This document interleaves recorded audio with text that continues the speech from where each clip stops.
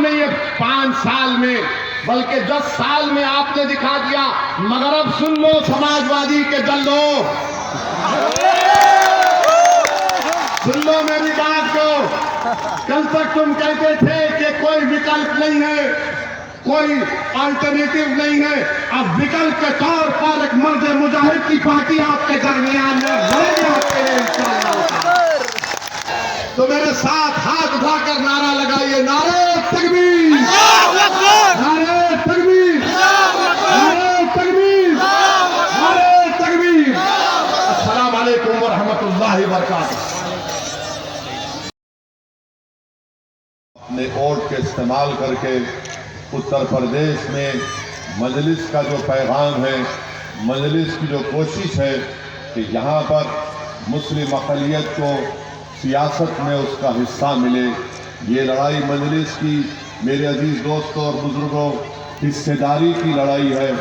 और याद रखिए, भारत की जमहूरियत की तल्ख़ हकीकत ये है कि जब तक आपको अपना हिस्सा नहीं मिलेगा, आप सिर्फ शिकायत कर सकते हैं, आप सिर्फ रो सकते हैं, या फिर आप अपने घर के दरवाज़ों को बंद करके बैठ सकते हैं।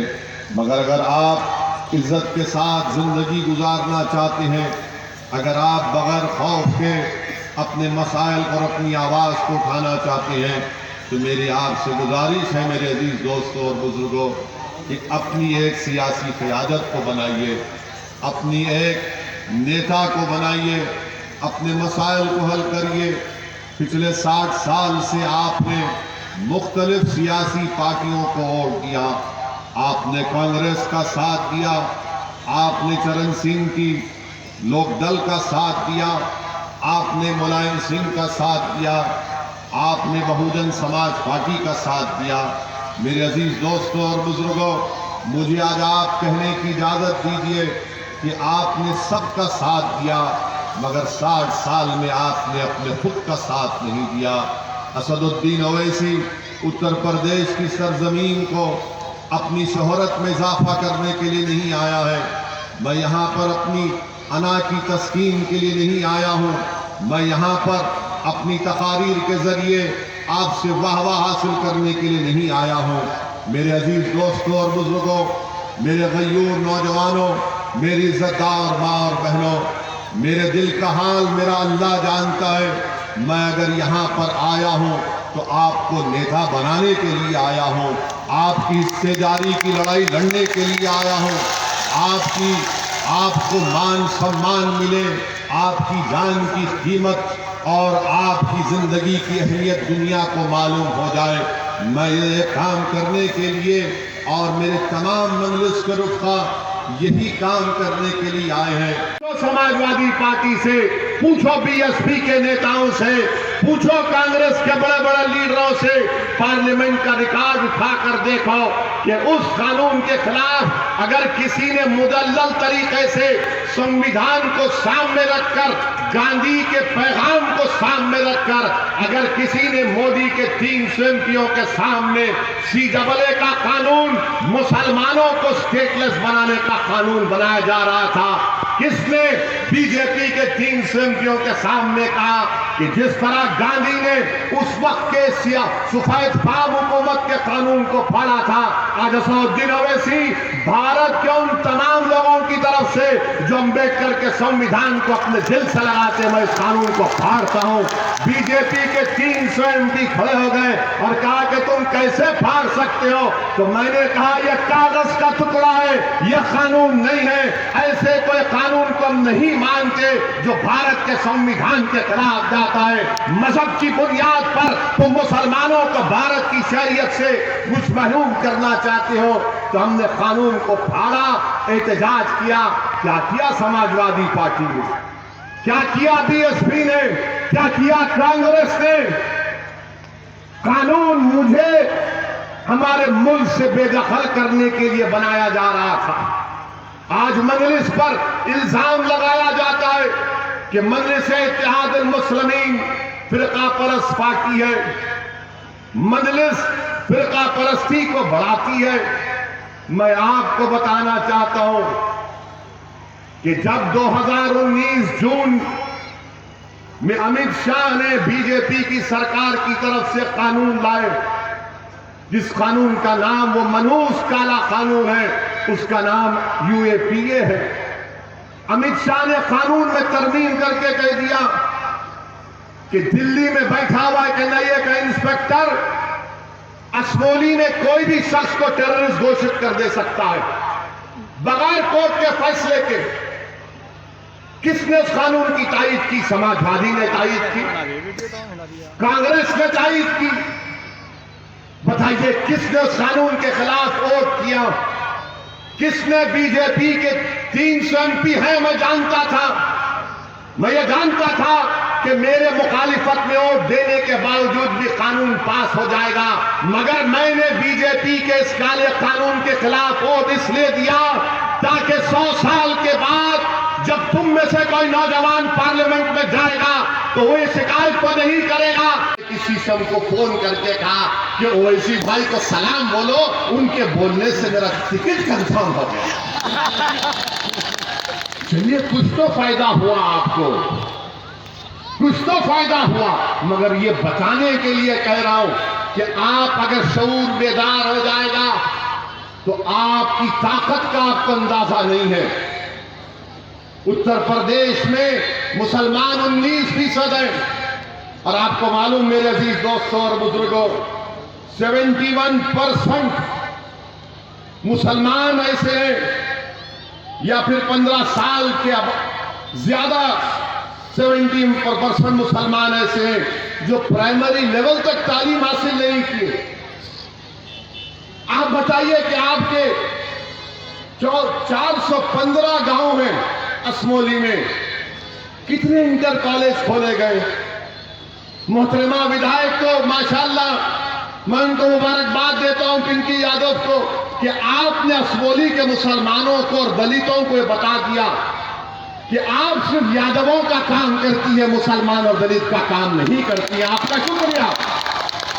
आपने ये 5 साल में बल्कि 10 साल में आपने दिखा दिया। मगर अब सुन लो समाजवादी के दल्लो, सुन लो मेरी बात को। कल तक तुम कहते थे कि कोई विकल्प नहीं है, कोई अल्टरनेटिव नहीं है। अब विकल्प के तौर पर एक मर्द मुजाहिद की पार्टी आपके दरमियान में लड़ेगी इंशाअल्लाह। अब आपको डर कर नहीं, मैं तो असमोली के हमारे दलित भाइयों से भी हाथ जोड़कर अपील कर रहा हूं, आइए मजलिस का साथ दीजिए। मुसलमान और दलित मिलकर इंशाअल्लाह ताला असमोली से बीजेपी को कामयाब होने से रोकेंगे। समाजवादी नहीं रोक पाएगी। आप मुसलमान जो अपने घरों से बेघर हो गए आकर कहें कि कोई तो हमारी हक की आवाज बुलंद करो। मेरे ख्वाब में यह है कि इंशाअल्लाह उत्तर प्रदेश की विधानसभा में मजलिस के विधायक जीत कर जाएंगे और उस विधानसभा के दरो दीवार को नारे तकबीर और अम्बेडकर जिंदाबाद के नारों से बुलंद करेंगे इंशाअल्लाह ताला। मेरे अजीज दोस्तों और बुजुर्गों, संविधान की इज्जत, संविधान की अजमत को बचाना है तो आपको इन तमाम चीजों पर गौर करके फैसला लेना। ये क्या बात है कि जो 50,000 हैं वो 1,37,000 का के ऊपर हुकूमत करें, विधायक बनाएंगे। हमसे बात कौन सेकुलर है? फिर क्या तुमने अकील रहमान को वोट नहीं दिया? मोहतरमा को वोट दिया। क्यों दिया? कि कल तक कोई विकल्प नहीं था, आज आपके पास एक विकल्प है। और ये तमाम सेकुलर पार्टियां कैसी है मालूम आपको? आपको गांधी जी का 3 बंदरों का किस्सा सुना होगा, आपने सुना होगा ना? वो तो जापान की 17 सेंचुरी की बात है जहां से निकला था। ये एक बंदर आंख बंद कर लेता है, एक बंदर मुंह बंद कर लेता है, एक बंदर कान बंद कर लेता है। आप अकेले से कहिए अरे भैया मुजफ्फरनगर के कांड में इंसाफ नहीं हुआ, आंख बंद कर ली। आप अकेले से कहिए कि भैया हरिद्वार में समाजवादी पार्टी है, हमको मारने की बात कर रहे हैं। कांग्रेस से कहिए कि रायपुर में आपकी सरकार ने कैसे फंक्शन करने दिया, तो कांग्रेस अखिलेश कान में उंगली डाल लेंगे, जबान को बंद कर लेंगे। अरे ये कैसे 3 बंदर तुम बैठे हो? याद रखो, इन 3 बंदरों को पहचानना है जो आंख बंद कर लेते दलित और मुसलमान पर जब नाइंसाफी होती है, जब दलित और मुसलमान के इंसाफ की बात होती है तो अपनी जबानों पर हाथ रख लेते हैं। जब हम पुकारते हैं मदद के लिए कि मौलाना को मारा जा रहा है, पुलिस से आओ बचाओ, तो कान में उंगली डालकर अपने फोन को बंद कर लेते हैं। मेरे अजीज दोस्तों और बुजुर्गों, मुत्तहिद हो जाओ, अपनी पार्टी का साथ दो। भारत की जमहूरियत को मजबूत अगर करना है, उत्तर प्रदेश में आपको अपनी आवाज को और अपने हिस्से को हासिल करना है, तो इस हिस्सेदारी की लड़ाई में आप शामिल हो जाइए। इस हिस्सेदारी की लड़ाई में आप शामिल हो जाइए। मन से ही चाहती है कि तमाम लोगों को उनका इंसाफ मिले। संविधान को मिटाएंगे, मुसलमान को मिटाने की बात करने वाले अम्बेडकर के संविधान के दुश्मन हैं, ये भारत के दुश्मन हैं। मैं मुसलमान हूं मगर मुझे इस वतन से मोहब्बत थी, है या रहेगी। मगर कौन है ये लोग जो आज रेडिकलाइज हो चुके हैं? बताइए नरेंद्र मोदी जी, बताइए अमित शाह जी, बताइए मोहन भगवत जी, ये कौन लोग हैं जो हमको मिटाने की बात कर रहे हैं, भारत के शहरियों को मिटाने की बात कर रहे हैं, और अभी तक एक को गिरफ्तार नहीं किया गया, अभी तक एक को गिरफ्तार नहीं किया गया, और इल्जाम हम पर लगाते हैं। और भाइयों बुजुर्गों, अखिलेश यादव आजकल कह रहे हैं कि मुझे ख्वाब में भगवान श्री कृष्ण आ रहे हैं। बीजेपी वाले मर्यादा पुरुषोत्तम राम का नाम लेकर पुकारती, ये राम को देखते हैं, वो कृष्ण भगवान को साथ में देखते हैं। और अखिलेश को तो आकर कह भी दिया कि तुम मुख्यमंत्री बन रहे हो, फिर तो इलेक्शन की जरूरत ही नहीं है। आप जाइए राजभवन जाइए, बोलिए कि भगवान ने आकर ख्वाब में कह दिया मुझे बना दो मुख्यमंत्री। मगर अखिलेश यादव सुनो, मेरे ख्वाब में असमोली के गरीब मुसलमान आकर मुझसे कह रहे हैं कि अब तुमको वोट नहीं देंगे, इंशाअल्लाह होगा, यहां पर नहीं रोक पाएगी। मेरे अजीज दोस्तों और बुजुर्गों, फिर हम पर इल्जाम लगता कि हम फिरका परस्ती भड़काऊ भाषण देते हैं। कौन सा भड़काऊ भाषण देते हैं? अगर मैं मजलूम की बात करूंगा, अगर मैं इंसाफ की बात करूंगा, तो भारत के संविधान में तो यही लिखा गया है ना, राइट टू इक्वालिटी, बराबरी की बात फंडामेंटल राइट है। भारत के संविधान में प्रियम्बल में बाबा साहेब अम्बेडकर ने लिखा लिबर्टी, इक्वालिटी, फ्रेटर्निटी, जस्टिस। ये कैसे हासिल होगा? फिर खाली तकरीर से हासिल होगा नहीं, वोट डालकर, अपनी क़यादत को बनाकर, अपना हिस्सा लेकर लिबर्टी, इक्वालिटी, फ्रेटर्निटी, जस्टिस को हासिल किया जा सकता। ये शऊर आपके अंदर पैदा होना जरूरी है। और मेरे अजीज दोस्तों और बुजुर्गों, अभी हमको बताया गया कि लॉकडाउन में इसी गांव में मस्जिद के इमाम साहब को हजरत पुलिस ने